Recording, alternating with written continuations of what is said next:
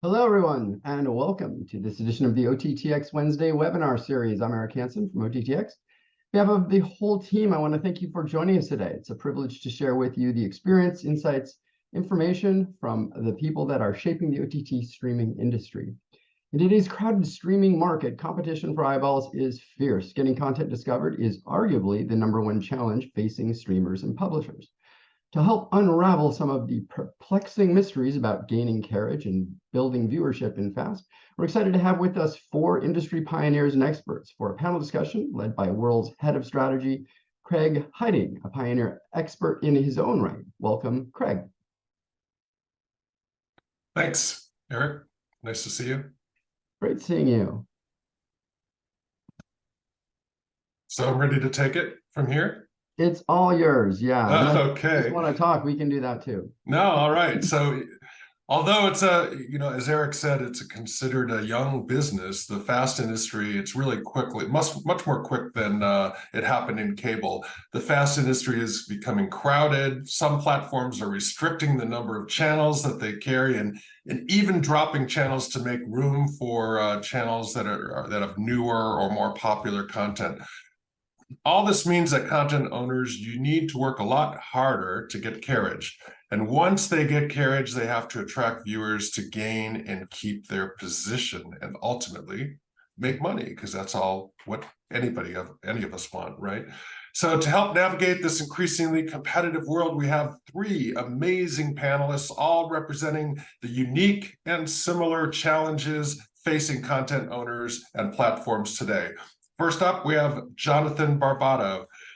Jonathon is a longtime Hollywood executive and co-CEO of Best Ever Channels, currently distributing 9 channels on FAST. Jonathon has been at major studios such as Sony, MGM, the Outdoor Channel, and Stars, as well as helping the launch of Tubi. Jonathon, thank you for joining us today. Next up is Tony Brown. Since 2010, Tony has played an integral role in getting carriage and building viewership for EW Scripps channels, also of which there are 9, starting with the groundbreaking news channel formerly known as Newsy.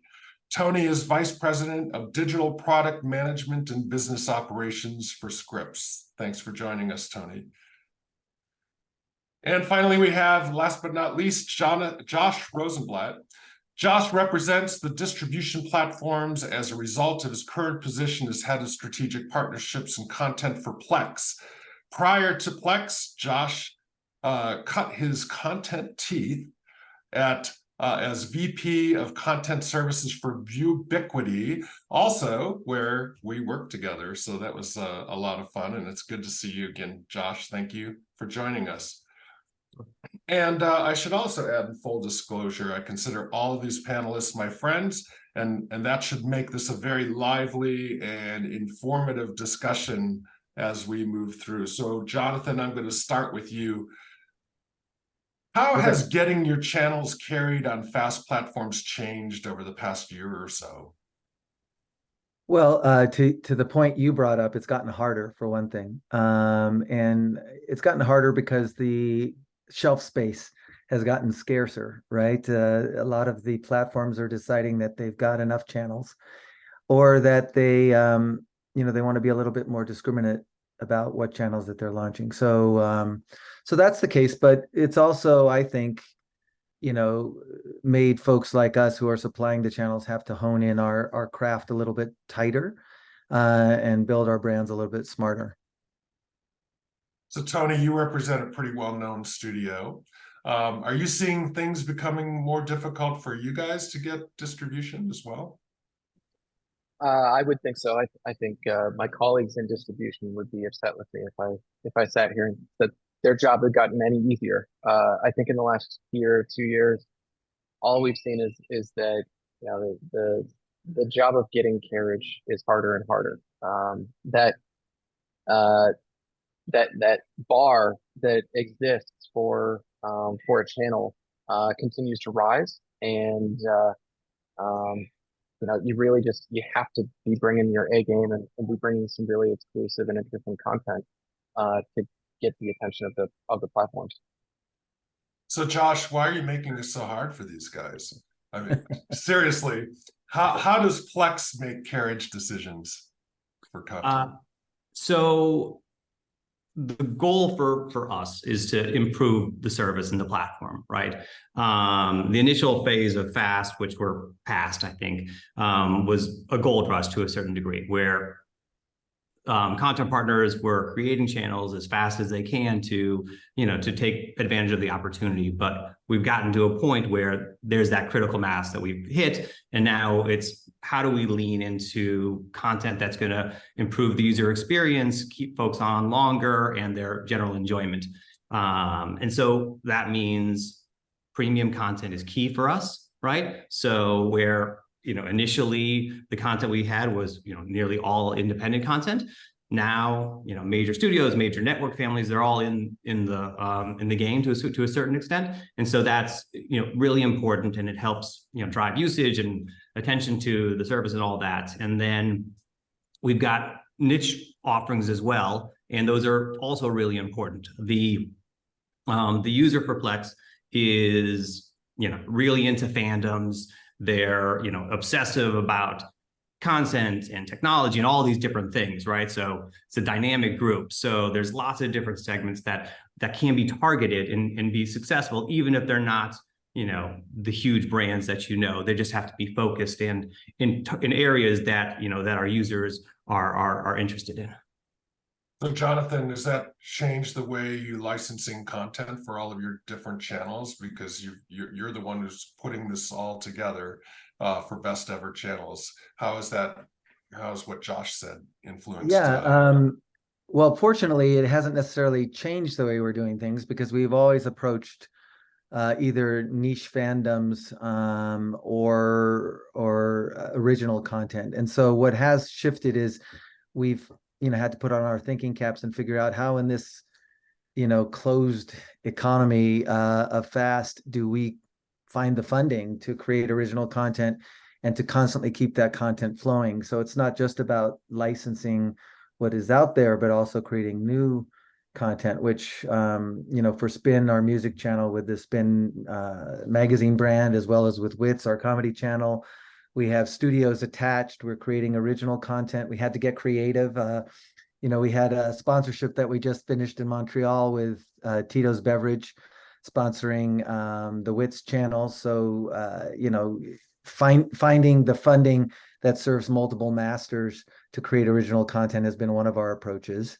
And then with the niche content, as a marketer for many years now in TV, I've always found it easier when the audience does the work for you. So I'm out there, finding the influencers and the fans and to do the work for us for our content. I know that people want the content we have, and getting to know who those people are is going to help me get them to tell all their friends and so on. Yeah, Tony, you have a pretty successful channel with Ion, and there's a pretty good formula there. How do you keep fine-tuning that, which is, I think, arguably your most successful channel? How do you keep fine-tuning that to make sure that you keep it relevant and keep it exciting? Yeah. Well, so Ion is first and foremost, it's a broadcast channel. But what we found since we launched it just over a year ago is now we've got the wealth of digital audience data that we can bring in, and we can help inform how we schedule and how we program that channel. So I wouldn't say that we've made any major tweaks to the schedule based on the additional data that we're getting from broadcast or from digital and adding to our broadcast, our Nielsen data. But I would say that it does help fill in the edges of the picture for us. And part of what we have to make sure that we do to keep audiences up to date or interested or engaged is working really closely with the platforms themselves to highlight the content that we have. So just earlier this year, we started carrying WNBA games Friday nights. You can find WNBA on Ion broadcast as well as on FAST.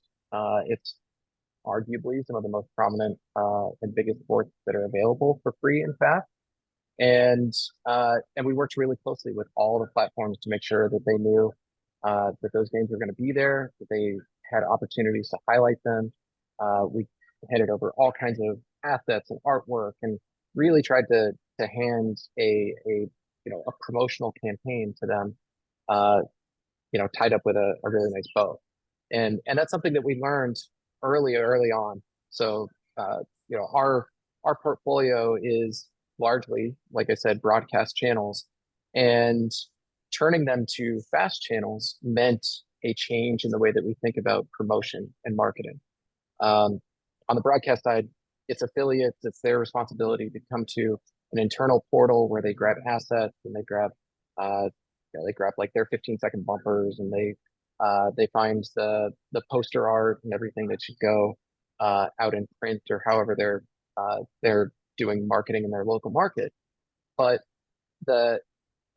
and that doesn't really translate to fast. The original thinking was, we'll have our fast partner, our platform partners come into the same portal, and they'll grab assets, and they'll just be excited to be taking our channels, and they'll do that. And it took a number of conversations to convince the various powers that be that wasn't really going to happen, and that we really needed to dedicate a couple of folks to doing that outreach and that door knocking, in some cases cold calling, and letting the platforms know, what our content was going to be, what's our content strategy, what are our pillars for the month, what are our tentpole events that we have, and then also trying to get that same info out of the partners, understand where they're programming and where they're trying to highlight things, and then find a way to work together. So yeah, I know we're kind of bridging here into how do you build audience, but that's a big piece of how we've managed to keep our content interesting, is also by just making sure that people know what's there, and try to highlight it in that way. Yeah, and since you got on that a little bit, I'll get on my soapbox. How important is data in doing all of that? The data that you get back. Yeah, the data is, it's quickly, I think, become the sticking point in many of the distribution deals that happen in fast, because the data is so valuable to both sides.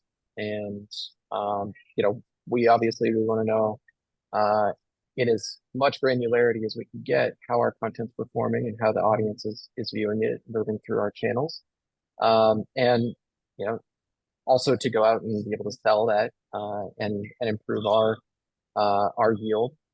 But there's also plenty of motivation for the platforms to hold on to that data and keep it close to their chest. So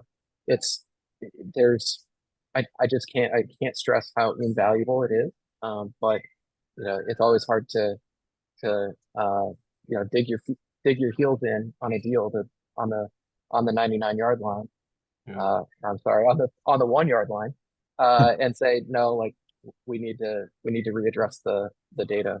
Yeah, and we know that not all platforms are created equal in that regard. But Well, Josh, you guys are pretty open about sharing. I'll speak for Josh for a second and just give him props, because Plex has one of the best data portals out there. In fact, they have a data portal, which is, first of all, a huge step that not everybody has. I get spreadsheets, or I get deposits in the bank, but I have a portal with Plex, and it's a pretty robust one. So props to you, Josh. And I think that I think that benefits all sides of the fence. But so, I'll stop. Yeah, like Josh, why is it important for Plex to be open and transparent with the data? I think it's interesting. Sure. So Plex is maybe the only platform that's not tied to another media behemoth. So we're an independent platform, right? And we don't produce content. We work with content producers, brand owners, and our goal is to find the best mix of content, build the best UI, all those things, and see a real partnership approach with the content partners. So we, from the beginning, we've always shared all of the data that we have with our partners, and our goal is to be able to leverage the data on our end, right? But allow our partners to do the same. And, we'd much rather have our partners be informed about the performance and be able to, come back to us with great ideas or, improve the channels versus us just locking it away. So I think, we're uniquely positioned in that to a certain degree, but it is, it's something that we definitely value. And I know it's important to all of our partners. Do partnership approaches, Jonathon, work the best in getting and maintaining viewers on your service? Partnership meaning between us and between streamers and you. Yeah, definitely. I mean, I've always believed in collaboration versus competition, collabetition, whatever they're calling it these days. But yeah, I mean, obviously the marketing team at Plex or any of the other platforms are going to be a lot more amenable to promoting my content if it's also the content that they're promoting in general, or if I can create an event that pleases their audience in more ways than just, watch my channel. So collaboration is important, but I also am working to collaborate with other channel providers, even channel providers, especially channel providers with similar content. Because in my mind, if a fan is interested in that content, they're interested in that content no matter where it is. So why wouldn't we cross promote each other? Why wouldn't we, put together an aggregate promotional event that the platforms can then, instead of going to 10 of us for the same thing, we've gotten together, we've organized it for you. And so we're at the beginning stages of that, but I think that that's going to have a so huge. That's kind of, coming from broadcast and all my years in cable, and that's kind of a out there thought process, Jonathon, because I can't even imagine that this would have been like, been cross promotion between ABC and NBC and CBS. Totally. I mean, look I worked for Sony and Warner. I mean, it's not the corporate mentality, but I've also owned a digital agency and worked with online marketers. So you have Tony Robbins and Jack Canfield and people like that forming joint ventures where they're not only sharing lists of customers to promote each other's products, which, by the way, they pay each other a commission for, but they're also actually organizing in such a way. They have an event, they have an association where they share the ideas in marketing of what's working, where, oh yeah, we tried this technique and we got 6% response rate. You should be doing the same thing. And they train each other. And you know what? These are not, these are people who are all about the bottom line, but it works. It works to collaborate. So I think in TV, we haven't had the opportunity. It was either broadcast, so it was over the air, so you never could talk to your audience, or cable just took the audience under their wing. You couldn't talk to them directly. So finally, for about, I don't know, 5-6 years now, we've had the opportunity to talk directly to the audience. I think television marketing is getting a lot more sophisticated because of it. Is that thought process influencing you, Tony? I don't think we're quite there yet. I think I think we have, because our content just doesn't fall into the same kind of niches, or at least our channels don't. I don't know if we're kind of like subscribed to the same the same thought process, but I will add on to what Jonathon said there and just say that TV marketing has become a much more sophisticated business, and and there's a lot of products out there that you can pay for, and I'll drop the Wurl product. There's content discovery that they offer, and we're a customer of, but there's so many different ways for you to market your channels, and obviously there's paid acquisition that you can do. Anymore, the user graph that exist, and that you can go out and you can buy Facebook ads for people who want to watch your to segment and find people who have tuned into your channel in the past and remarket to them. I mean, the cross-channel marketing abilities today are truly incredible, and the fact that there's plenty of attribution that goes with that too. So you can actually get a report back at the end of the day and say, wow, my X number of dollars resulted in X number of hours of viewing, and by the way, here's the ROI on that. Well, And that's the difference, right? From the old days right, where you just cross promoted and the only result you saw is the increased viewership, and you don't know where the promotion was working or where it wasn't working. Now you can actually know where is working best, where I can go and get the customers that's best. I think that's quite a difference and should be using that to our advantage, right? Absolutely. yeah, I think so. You know, and the nice thing about digital attribution too is you can run more than one campaign at a time and start to understand what's actually driving people. So you know, in the past you really only had to, you could change one thing at a time and measure that result. But now we can place 3 or 4 different bets and see what the outcome of those bets are. And it just informs our decision making for the next round. And we think about, we're starting to, I don't know if everyone does, but we're starting to think of our business more like e-commerce and you know, following people around the web in the same way that you look at like a pair of shoes that, you know, you go and look at them on the Nike website and suddenly they're following you around Instagram and Facebook and Twitter and everywhere else, or I should say X.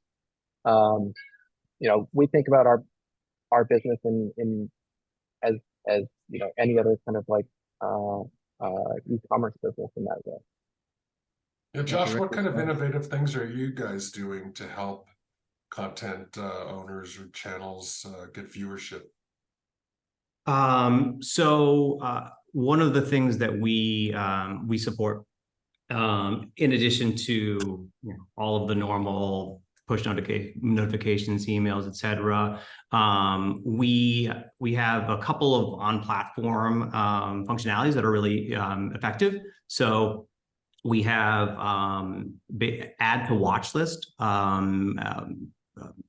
functionality that if you we run a spot for a movie or a series, we can have a little tag at the bottom. You hit add to watch list, it puts you into your Plex watch list, and our watch list covers all content across the board. So driving a watch list behavior that's not necessarily even tied to Plex. So you could run a spot for the latest, you know, Warner Brothers movie, right? That we don't have yet, that's in the theaters, and that campaign drives users to add it to watch list. And then if you add it to the watch list, you know, you're something like 10 times as much likely to actually watch that, right? So you know, that's a really cool functionality, and it's something that we've been focusing a lot on that's not even necessarily associated with our content entirely. And it's the goal being to, you know, bring users in, use it as a utility, and help folks, you know, manage their own watch history and what they have going. It's one of the things, like every Plex user, every Plex employee, I think uses it like completely, right? And it's how they determine what they want to watch, what they, you know, they check off the stuff they watch to kind of remove it from the list. And we recently rolled out in beta internally community features, so I can see what, you know, my friends are doing, and you know, whether, you know, our coworkers have, how many people have added a show to their list, right? And when you go to a new program and you see, oh yeah, this has been on, you know, 20 people's list, that's a really interesting and effective element to pushing you to say, okay, yeah, maybe I'll try watching The Bear or, you know, another program first. So you know, that's one thing that we're really excited about. Yeah, so that, I mean, Plex has a little bit of an interesting double whammy, right? You want people to, you want the channels that you carry to be successful and well watched, but you also want to drive people into using Plex to get to those channels. So you have to go both ways and really work it from a number of fronts. So it sounds like you guys are doing some really interesting things to get more people. What other marketing things are you doing over there, Jonathon, at Best Ever Channels? Yeah, so so we had a great success with, I mean, well, who was it? Ogilvy that said, I know half my advertising isn't working, I just don't know which half. That's what's changing, right? Because you can now measure, you can actually have direct links in many cases, not all cases yet. But so we did a promotion using Natalie Cuomo, who's one of our comedians from Wits, but we also have she's also on Spin to some degree because of the crossover of her brand. And she's huge social following, huge TikTok, huge Instagram. And we launched a premiere of her latest comedy special. We created it for her. We launched it. It was selling on DVD, but we were also debuting it on the networks. And so she promoted the heck out of it in social media. She just posted and had direct links, and we actually saw the viewership bump up very, very, it was very trackable.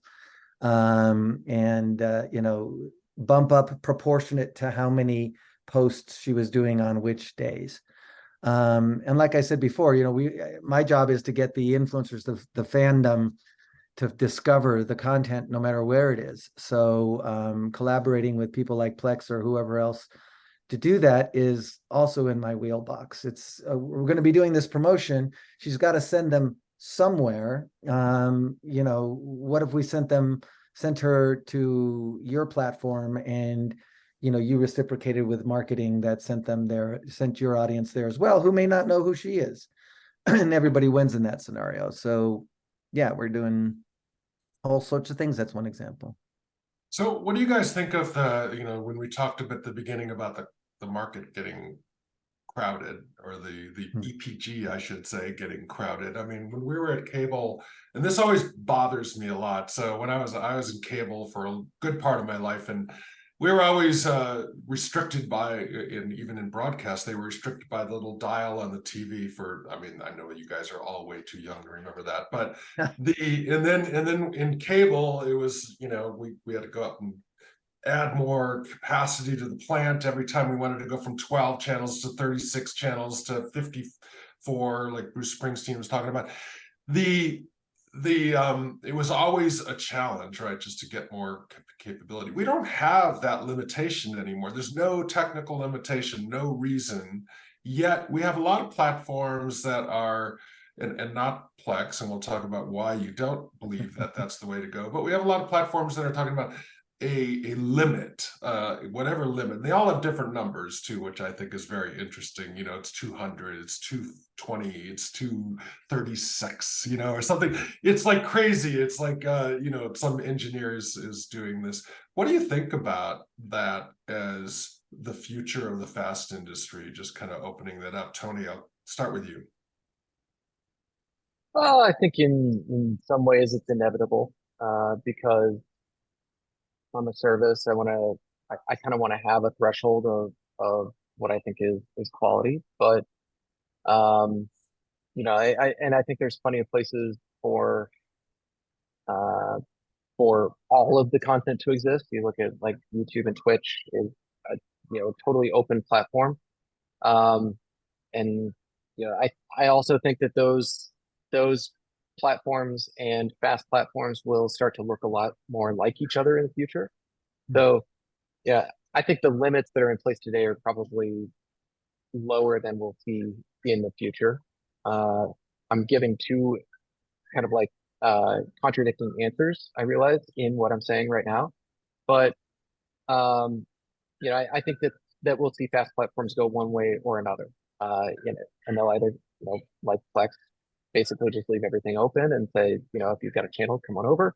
And others will try to make their service more and more premium, and maybe there will be various monetization or economics at play in that. But mostly, I think the argument today comes down to discovery.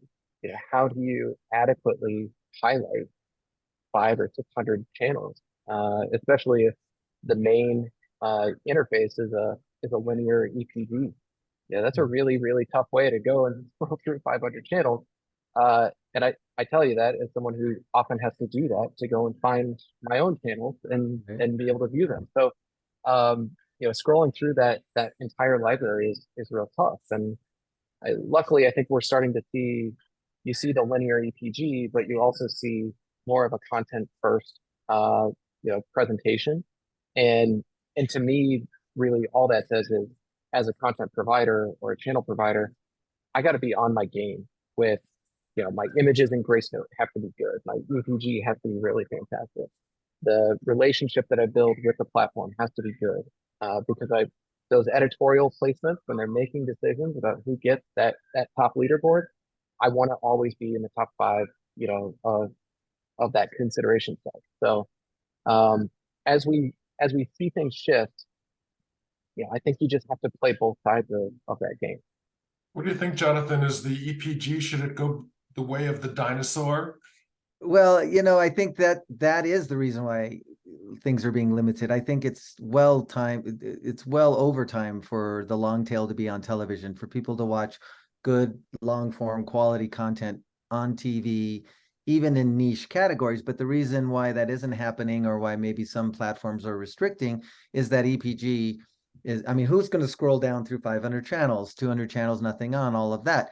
But I guarantee you there are people that want to watch channel 500.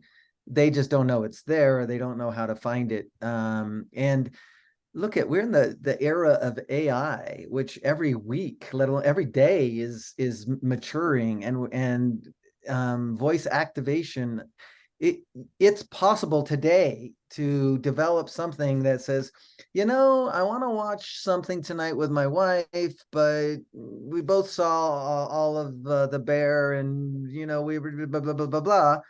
And with proper metadata, which, to Tony's point, metadata and categorizing your content is going to be tremendously important in the future, as it is already. But yeah, so I think, you should already know that customers watch that and serve them up something that's interesting to them. Yeah, but look, similar. I think I'm not alone in thinking sometimes I don't really know what I want to watch, and the recommendations aren't always spot on, and maybe they're spot on to what I have watched, but maybe I want something new. I want something mindless today. So, AI could totally make that happen as well. They could, use demographic data, psychographic data. All that I think is coming. It's just a matter of time, probably not as much time as we think. And so I think, speaking selfishly for us channel providers, the platforms should be thinking that way as well, not only in developing the interface, but also in nurturing an environment that can, that we as channel suppliers can live in the meantime, right? Don't Josh, kill us off one at a time. What about getting rid of the EPG and letting viewers using AI and recommendation and things like our content discovery to bring the customers to the content they want and let them build their own lineup? Sure. What do you think? Okay, there's a lot here, right? You didn't think it was going to be that complicated, that intense, huh? So, all right. I think the reality is that Plex, if you're in the US and watching Plex, you have access to over 450 channels, right? So it's a lot, right? You guys you have the most channels, I think, I'm guessing. Maybe, I don't know. It's not necessarily a numbers game. I think we try to add it, based on, what we think is going to perform and serve audiences and all that kind of stuff. So it's not like, okay, yeah, how do we get as many channels as fast as possible? Right. I think we have the ability to add channels quickly from a technical perspective, right? But that's, but we have to, slow ourselves down to make sure we're not getting ahead of our skis, right? Right now, we are primarily EPG based, right? And then secondarily, more of a hub model, right? And both models provide benefits, right? For whatever reason, people like the EPG, right? It's like it was dead 15 years ago. Wurl brought it back to a certain degree. Wurl and Pluto, I feel like brought it back, and it's comforting to a certain degree, right? And so for us, we have a good EPG. It can get better, right? And our goal is to continue to improve the EPG, but have the hub model where you can focus on the content categories, include more recommendations and those types of things in a seamless and creative way, and have both. So I think for us, it's how do we improve both sides of it so that we have both a kind of a comfort food of the EPG for those that are interested in it, and that arrange it in a, you know, from top to bottom based on categories and all that kind of stuff. You can find stuff that way, right? Because if you just have a hub model, you might not be able to find things still, right? Yeah. We're only going to be able to find what Netflix wants you to find, right? And that can be limiting in its own right. So right now we're thinking about both, and I'm excited about how that ends up working and improving our ability to promote the content within a FAST channel. So it would be interesting to see, have you guys done any studies on the demographics or the age of people that prefer the EPG or recommendation? I just think that, I don't know, I can't make any conjecture, but just knowing, from my own perspective, it'd probably be the older people that like the EPG, and then that would indicate that it is going to go away eventually. I don't know, but You know what, though, Greg? Yeah, this is a good question. I don't have that information, but it's interesting. Yeah. Go back 20 years. Oh God, 20 years to Blockbuster on every corner, right? And there was a Blockbuster on every corner, and they had the sort of just released and most popular sections. And then they had the back aisles, and we all, would go to the most popular just released section. And then I've seen that, or you know what, I'm into something new tonight. And you just go to the back aisle and you'd find it. And I think that's what the EPG is. It's the back aisle. It's the, I'm not really sure, I'm just going to cruise. And in that case, I don't want you to recommend something. I want to be able to have the freedom to know that outside of my past behavior, I can go in the back aisle and find that obscure title I never even thought of before. well, and that's not just, sorry. It's not just a sort of incumbent, OG mentality. That's not what made the back aisle. It's human behavior. It's people want what they want, and then they also want what they maybe don't know that they want. Just for the record, even though I'm old, I don't use the EPG. I get my kids recommend things, and then that's how I find them. But otherwise, I just gravitate toward exactly the position of the channel that I know I want to watch, and I put it on there, and I know that that's the channel I'll go to, and I don't really look at the EPG because it's such a time sucker, right? Because you don't have that much time to watch TV in the first place. Craig, I think you're touching on something though there. Do. Like I think the community aspect of TV, you talk about the way that you would watch. In fact, I mean, still, I think the way that many of us get recommendations for what to watch on TV is through people that we know. And I don't think that I'm a huge TV snob, but sometimes I'll look at the trending tray and I'm like, what is this garbage? Like, who is watching this stuff? But if it was a friend that was recommending it to me, I'd probably give it a second look. And I think that that's another frontier for FAST and TV to really explore is getting TV back to a little bit more of its social roots. It used to be that we'd all watch must-see TV Thursday, and we go to work on Friday. We talk about it. And well, you're not old enough for must-see TV Thursday. I don't think. You know what? So I would watch it and I'd talk about it on the school bus. But but that still exists. I think that that's still happening. But it's it's so interesting the way we talk about TV now. It's cautioned. It's like, ooh, have you watched this show?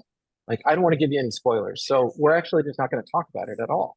And it kind of ruins the whole feeling of watching TV with someone else. And so that's a piece that I would love to, that I the would water love for the cooler platforms effect, and that made a lot of content like really popular, the water cooler effect, right?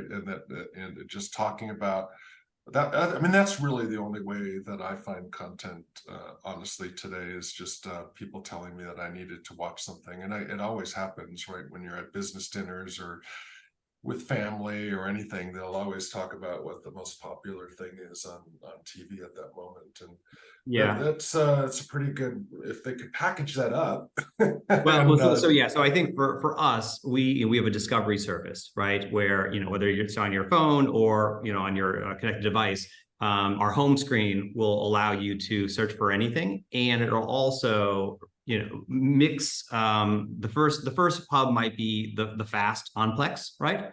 But the second or third will be content from your other services. And so we'll highlight, what you might be interested in on HBO or Max, or Netflix, et cetera.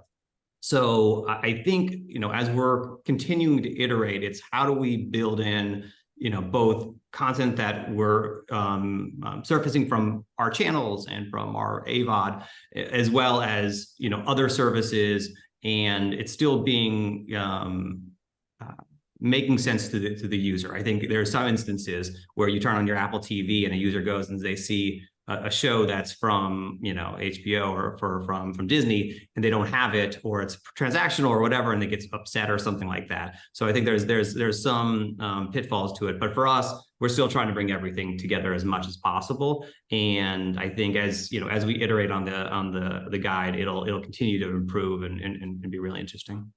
Yeah, all of you are using. That's an important distinction, that there's two types of TV viewing. There's the EPG based surfing, don't know what I want, gonna discover it. And then there's the nope, I just got recommended this show, I'm gonna go find it and watch it right now. And I think most people do both, some more than others, sometimes more than others. But as a programmer, something that we always focus on is not just getting content up on a fast channel, but also putting it into video on demand, advertiser video on demand, or otherwise, because once you get discovered, if I just discovered World's Greatest Motivators on More You, I'm going to want to watch all the episodes, and if I have it on demand, guess what? Now I can. And we find that viewership goes up exponentially. It doesn't just double if you have it on both platforms; it goes up exponentially on both. So. Sure. I think all of you are using cross promotion. We touched on this a little bit earlier, and that still is, cross promotion is still probably king. Even in content discovery or different things, you use that content discovery. It's interesting because I heard recently, I was out and someone said there was a technology that was being created to when you have an unsold ads to dynamically change the ad pod. My view is like, why would you do that? Because why wouldn't you just use the unsold inventory to cross promote for your other programs? I mean, how important is cross promotion to you, Tony? I think it's blocking and tackling in the if you're going to run a suite or a portfolio, you got to be able to cross promote between them. So yeah, it's foundational. Yeah. I agree. I agree, Craig. I think the concept of inventory that's not sold, it should be filled with either, the channel partner should have a great slate, right? And most of the channels today have slates that are interesting and, fill the time with something that's not just we'll be back. So, I think blocking and tackling, it's okay. Do all of our partners have a slate that delivers something that's interesting and it doesn't churn people? And then, whenever we can have the opportunity to run a house ad for our partners, or content that we have, it's really, really fantastic, right? It helps, drive the favoriting channels. It drives adding to watch lists, all of those things that we really want. So I think it's those times where we still have unsold inventory and there's not a house ad that really bother people, right? Because oh my gosh, huh? Yeah, I said it's terrible. Yeah, well, and it's the nuances of inventory shares and other things. There's lots of different technical things that happen on a channel by channel basis that makes it kind of just a lot of stuff. So I think for us, it's how do we continue to 90-20, 90% attack the biggest usage providers and make sure the experience for all those is perfect, and then hopefully everything gets cleaned up in the meantime. Yeah, Jonathan, I don't know about you, but to me, slate is a 4-letter word and should never be used. And when I see a slate, if it were one of my networks, I would jump through the TV if I ever saw a slate. What do you think of, Yeah, no, slates? I entirely agree. I actually, being of the television background, that I had an adverse reaction when I first heard that was what some people were doing. I was like, well, why would you waste that valuable inventory?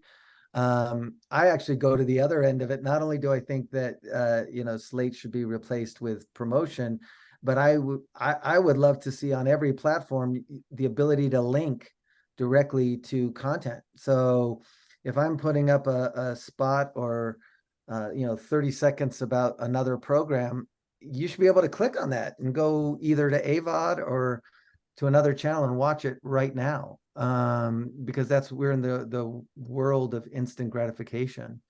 So yeah, You're always coming up with these innovative ideas.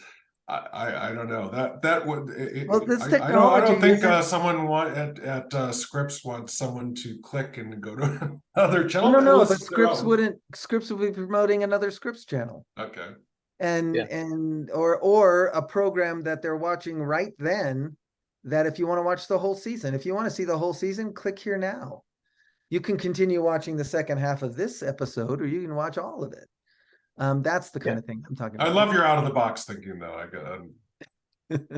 Jonathan, this is what moves the fast industry forward, right? And having people get out of the box. I think a lot of times I feel like,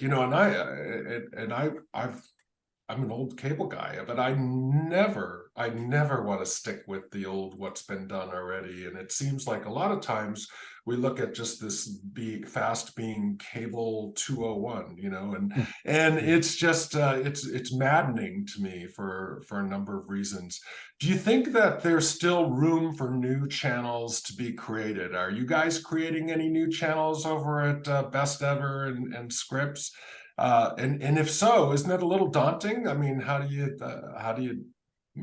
I would say our new content channel or new channel acquisition efforts are slowing down, but at the same time, I think there's underserved, fandoms out there, fandoms I've worked with before, whether it's outdoor or whatever. And I still think that there's content and content owners and content producers who just haven't figured out fast yet. And if we figure that out, and they're owners of fandoms, well, let's all get together and party on a platform. So yeah, it's slowed down, but I don't think that it's over. And there's always going to be new and underserved categories to work with. That's my approach. Yeah, cosign. I agree. I think there's still plenty of meat on the bone. I hate that expression, but I do think that there is. And I think the challenge becomes, as we've seen so much consolidation in media, you start to see fast not as this experimental thing where we're putting out a channel and maybe it'll lose a bit of money, but we're going to experiment with it.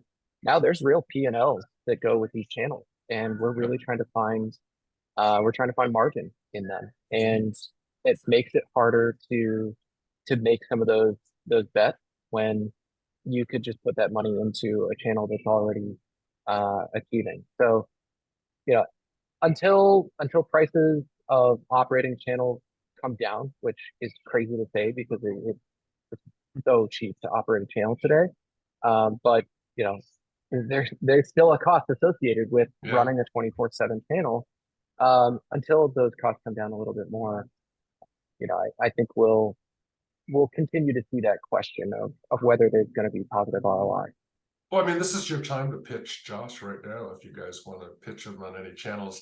Josh, are you open? Are you still open at Plex for new and innovative content? Of course. I think it all depends on what it is, and the productions, the values, the categories. A lot of the trends in fast recently have been with single IP channels, right? So whether it's a single series or multiple series. I think there's a simplicity to FAST, right? And to users being able to see Baywatch and they know what Baywatch is, right? The Baywatch channel serves, that specific need, and there's lots of examples of that, right? And I think there's always a question of how many single IP channels you can have, but to a certain degree, if they work, they work. And I think that's what's been really interesting to see, is that you can take niche categories and you can learn from it. So I think if it's something that's novel to us, right, then and we think there's something there, we'll try it, right? And you can't guarantee what it's necessarily going to do, but things definitely surprise you, right? It's not always what you expect will perform. So I think that's a part of the message here is that we know a lot, but in the end, performance comes down to the user, and that's always a little bit of a step further. A step further. Well, Jonathon, Tony, and Josh, thank you guys so much for joining me today. It was really fun. I could do this all day long and just keep going with these conversations and come up with new things to ask you guys. So maybe we can do this again sometime, but I really appreciate your time, and I'll turn it back to Eric. Hey, thanks a lot, Craig, Jonathon, Josh, Tony. Honestly, I feel like y'all just kind of scratched the surface here. There's a lot to this, isn't there? Yeah, definitely. I guess we didn't get it all figured out and answer all the questions today, but there's certainly a bunch of them that we did. Great conversation. And thanks so much for joining us today. Yeah, I agree with Craig. Let's get y'all back together again and do this again. And thanks also to all of you, our dear audience, for attending and for your continued support of OTT.X. As always, the session was recorded and be available on the OTT.X website at OTTX.org, along with a veritable cornucopia of videos and presentations from our online and in-person events over the last few years. So head on out there and check them out. Tell your friends. Also, we have It's a great thing. I just want to say OTT.X, this is the kind of thing that is just makes you guys so valuable doing these. I really appreciate it. Thank you so much for saying that. And we love it. We learned a lot, actually, at least a little anyway, maybe a lot, not a lot, but we learned a little from the COVID days. And this is one of the things that I think is actually a benefit, right? From that, shining the light on this technology and giving us, even us hacks out here, the ability to take content into the streamosphere. So thanks for that, Craig. I want to also mention that we have an upcoming event, OTT.X, one of our flagship events, actually, the OTT.X Summit on August 30th through the 31st in LA. It features 2 days of conference programming, workshops, exhibitor booths, meetings. We're going to do the Heroes of OTT.X Awards, breakfast, lunches, cocktail parties. So you want to be there. Join us and be part of the OTT streaming event for industry insiders. Jose is going to drop the link to our registration page into the chat right now, so you can register today. It couldn't be easier. So once again, I want to thank our esteemed panelists and everybody for being here. We're looking forward to catching up with you again in a week or so when we bring you the new and popular podcast, The Buzz. So check out our schedule of upcoming events online, and we'll see you all soon. Thanks. Thanks, everyone. Bye.